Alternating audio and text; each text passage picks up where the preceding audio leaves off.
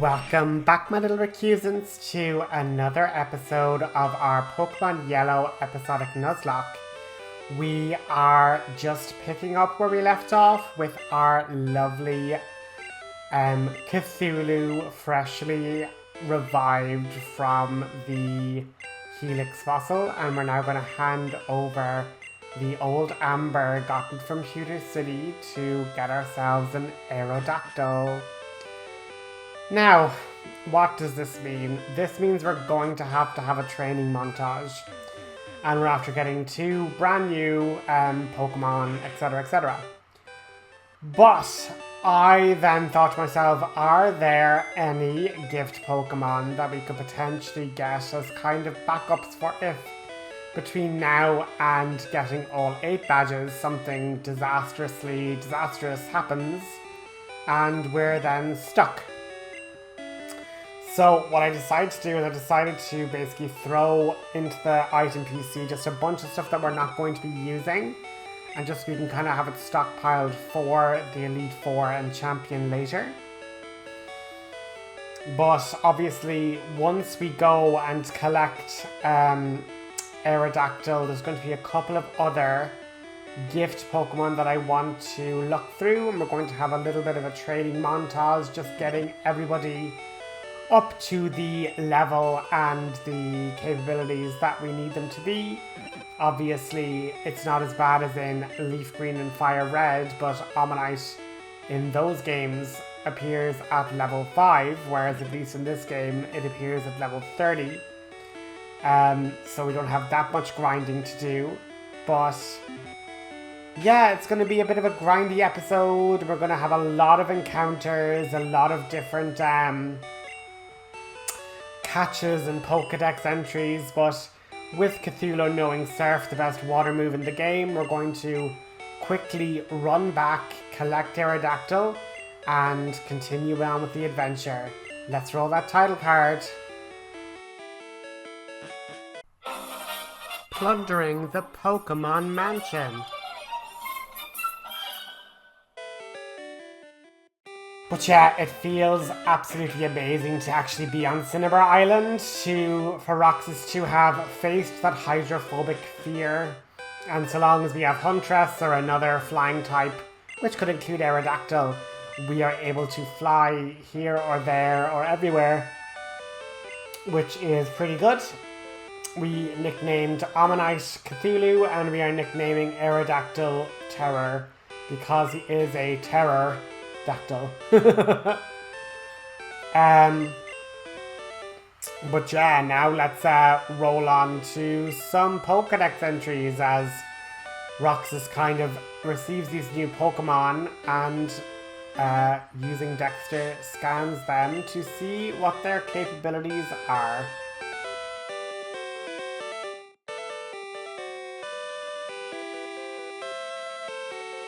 Aerodactyl, the fossil Pokemon. A savage Pokemon that died out in ancient times.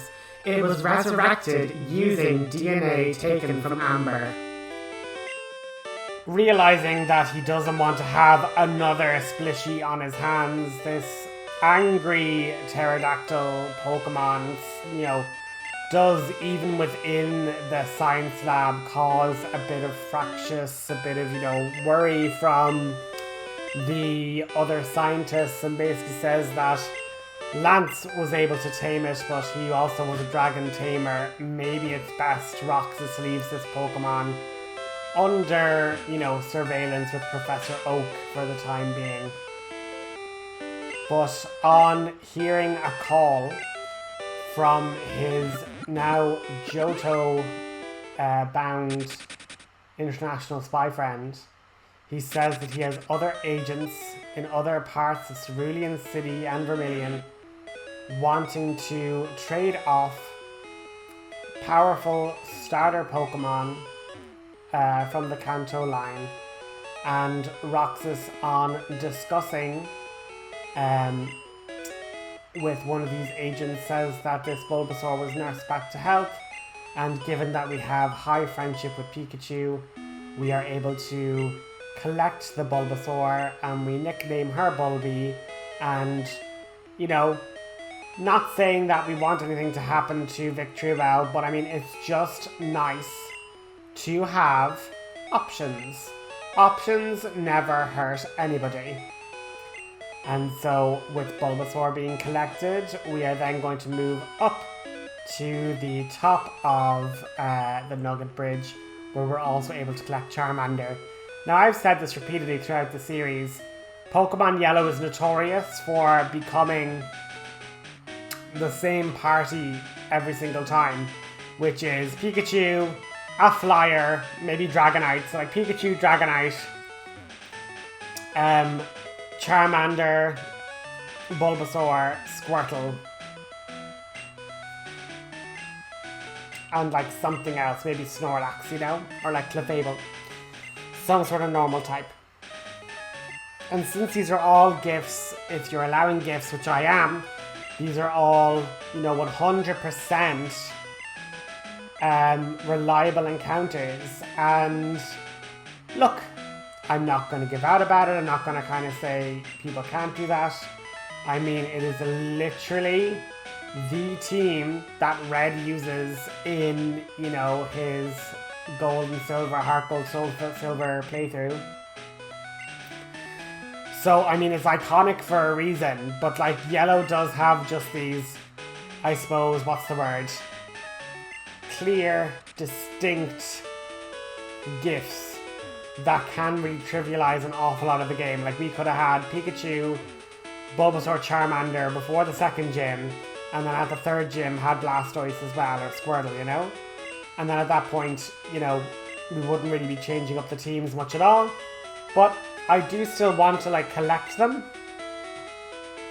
purely to have them as part of the Pokedex, to show you guys that if you do want to use them, you can. Gift Pokemon can be allowed, and since I have other restrictions like we're not fishing for Pokemon, we're not getting any surf encounters, we're not going to routes that are surf adjacent, etc, etc. So I think with all those other restrictions, we are fairly okay to take gifts on board. But, you know, Roxas, having trained up many a Pokemon now on his journey, with 5 badges under his belt, he is able to train and train within Lavender Tower, next to the spirits and next to the healing, you know, circle. Bulbasaur, the seed Pokemon. It can go for days without eating a single morsel. In the bulb on its back, it stores energy. Ivysaur, the seed Pokemon. The bulb on its back grows by drawing energy. It gives off an aroma when it is ready to bloom. Charmander, the lizard Pokemon. The flame at the tip of its tail makes a sound as it burns. You can only hear it in quiet places. Squirtle, the tiny turtle Pokemon. Shoots water at prey while in the water. Withdraws into its shell when it's in danger. Wartortle, the turtle Pokemon. When tapped, this Pokemon will pull in its head, but its tail will stick out a little bit.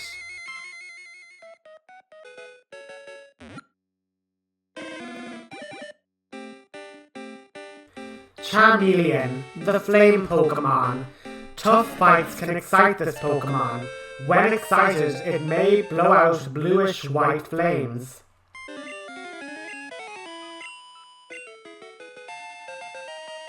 And again, with more and more training, we end up with Bulby evolving into its final form, Venusaur, and I kind of just had to chuckle at the like back-to-back-to-back Pokedex entries. I was like, oh my god, there's so many. But it does mean we can get the EXP all. Venusaur, the seed Pokemon. The flower on its back catches the sun's rays. The sunlight is then absorbed and used for energy.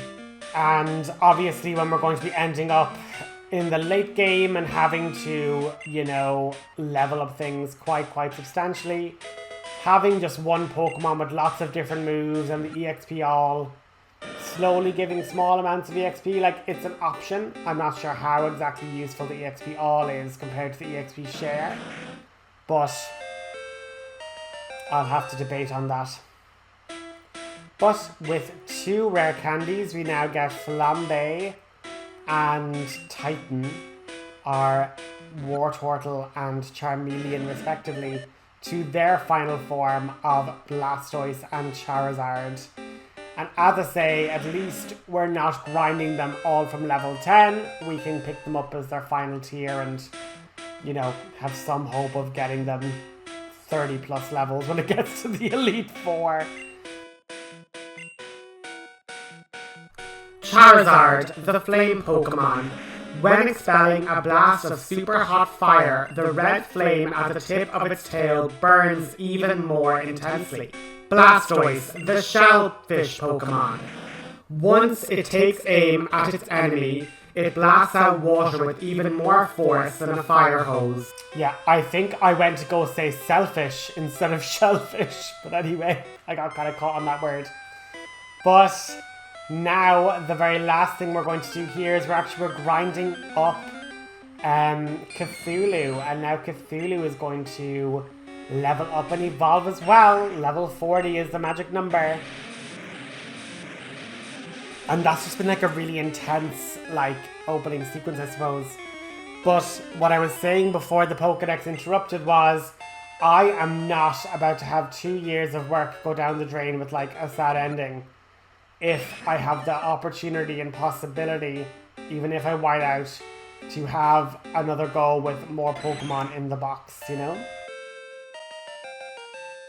But I do think this team that we have here should see us through pretty good, but with Cthulhu now reaching its final form, the Pokédex reveals. Omastar, the spiral Pokemon. Sharp beaks ring its mouth. Its shell was too big for it to move freely, so it became extinct.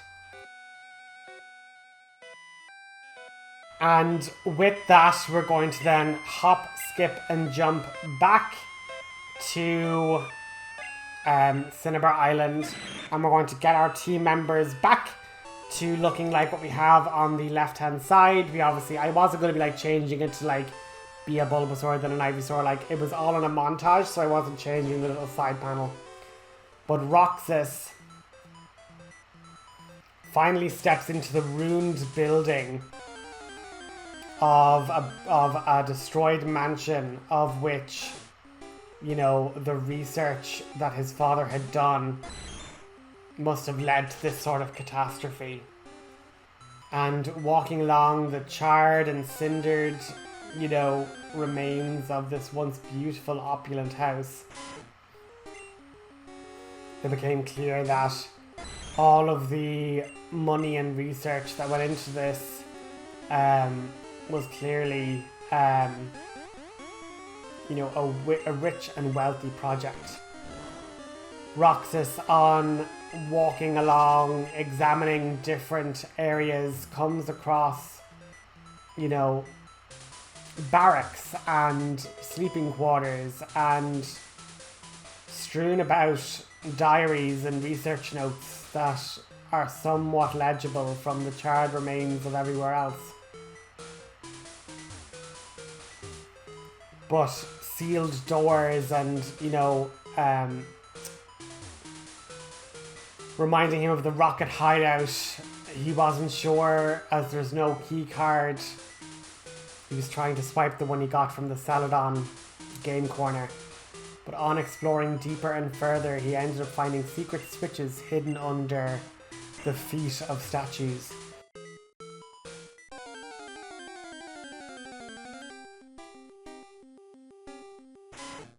I kept on coming across Rattatas and Rattatates, but then finally my first Nuzlocke encounter for the burned Pokemon Mansion was actually a Growlithe.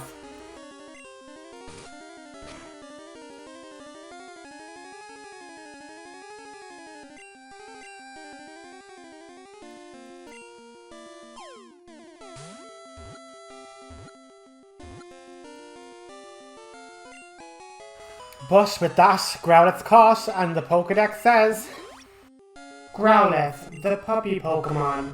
A Pokemon with a friendly nature, however, it will bark fiercely at anything invading its territory.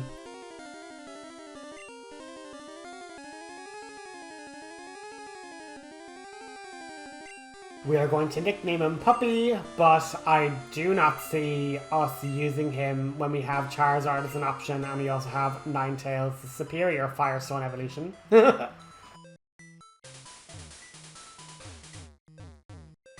But on exploring, we're going to have to also remind ourselves that we are competitive.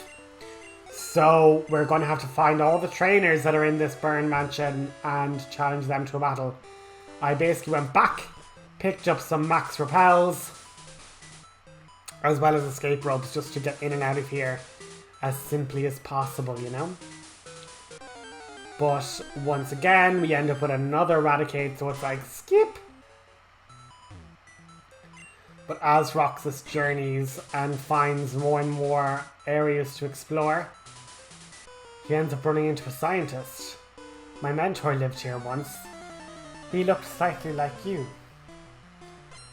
And the scientist goes on to reveal that his mentor was once Roxas's father. On challenging him to a battle, they discuss his father and his research. He was interested in mythical Pokemon and bringing them from myth into reality. It's his research that, while reduced dramatically, is able to reconstruct and gave life to Cthulhu and Aerodactyl. But since mythical Pokemon were even harder to find and less capable to be looked through and researched, this particular experiment, this Mewtwo experiment, became even more volatile and dangerous because it had no limits.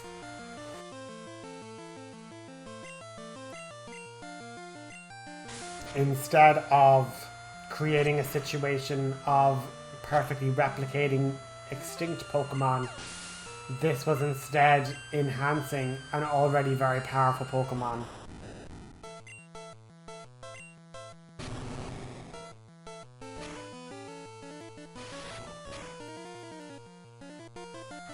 With an self-destructive Voltorb, the entire mansion itself shakes.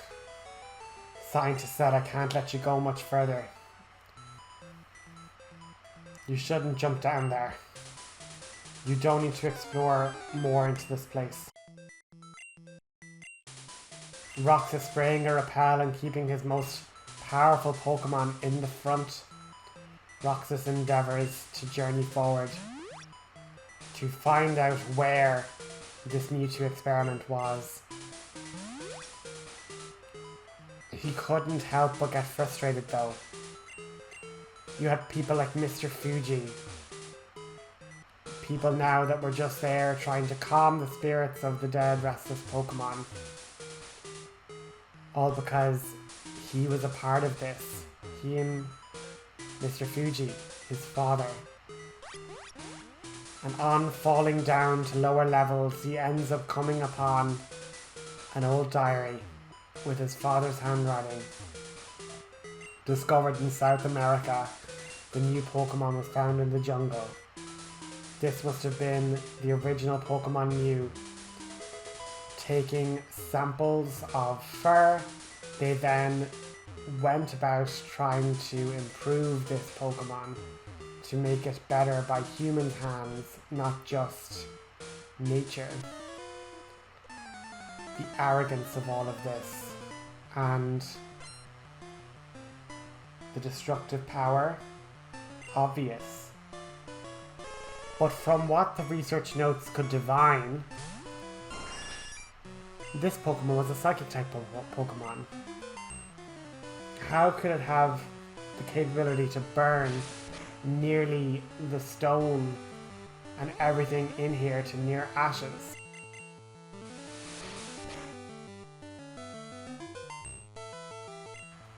On reflection and looking through the notes, it did say that a large flame coming from northwest of Palatown, from the mountains. A bird wreathed in flame and fury came down and smote the research lab where it stood, and the Pokemon Mewtwo escaped. Where did it escape to? Where could it be? Does anyone know where it is? Does Giovanni? Is that why he was trying to look into the Sylph Scopes? Maybe it doesn't just let you see ghostly energies. Maybe it's able to see psychic trails, and he can then find where Mewtwo is based on its powerful psionic presence. But that Pokemon, he had recalled in previous conversations with bird catchers that the 3 legendary Pokemon of this region were that of birds. He had never seen them in person, didn't even really know their names. But a bird as powerful as to completely destroy this area could be the one that rescued Mewtwo. Allowed it to escape. Allowed it to destroy this facility. And with that, his family. Sitting in the ashen ruins of this manor, he chuckles purely from the shock. There is something twistedly dark about the fact that his mother had said he died by drowning, when in reality he died by fire. Descending even deeper into the ruins, going lower and lower into lab work areas with melted glass, destroyed containers, containment fields, large computers, now just husks in an ashen wasteland.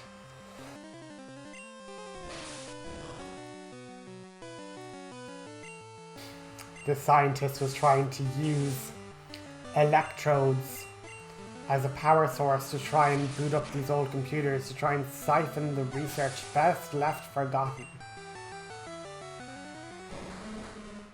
With all of the sulfuric burned ashes, Wheezing was there, he explained, to absorb all of the toxic gases into itself. With those 2 Pokemon defeated, Roxas explains that this knowledge is only going to be destructive. He says that I sound just like Blaine, the crackpot old coot who's after locking himself away in his gym and throwing the key into the deepest depths of this mansion where only the most crazed would seek it out. He doesn't want anyone challenging the Elite Four. The Elite Four is best left to their own devices. He locked himself away deeper in his own gym. Roxas refused to let him be able to hide. It was Blaine. And there it was.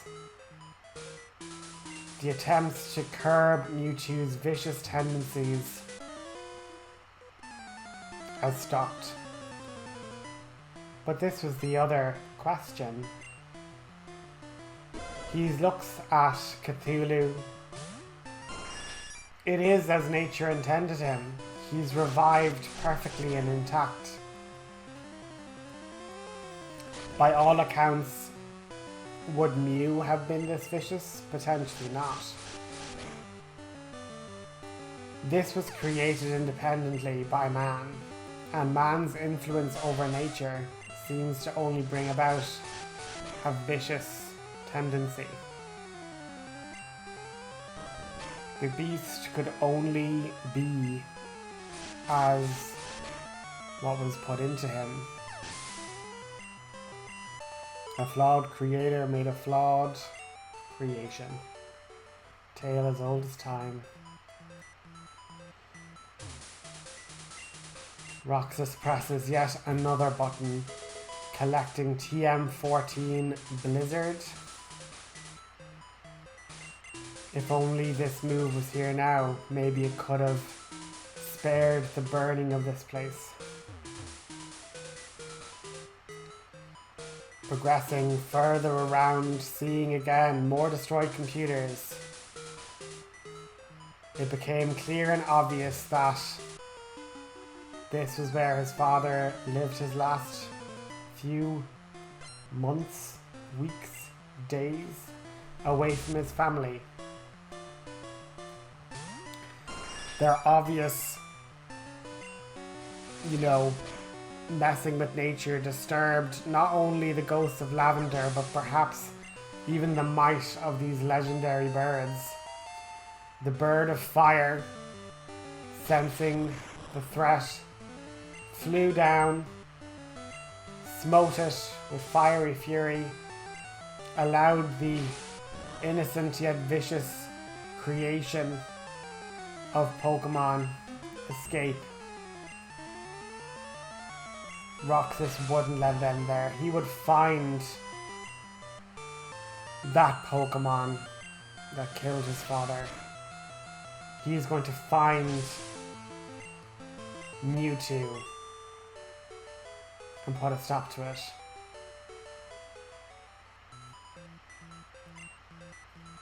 Roxas just gets so frustrated with all these scientists wanting to recreate these experiments, trying to salvage stuff that has no good or benefit to mankind.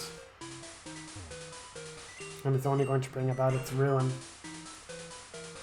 Stepping finally into a large containment pod that is completely broken and destroyed. This is clearly where Mewtwo once was, and picking up the secret key, the key to Blaine's gym, Roxas throws an escape rope up and makes his way out of the building onto face Blaine and all that he's wrought. That's been our episode. Thanks so much.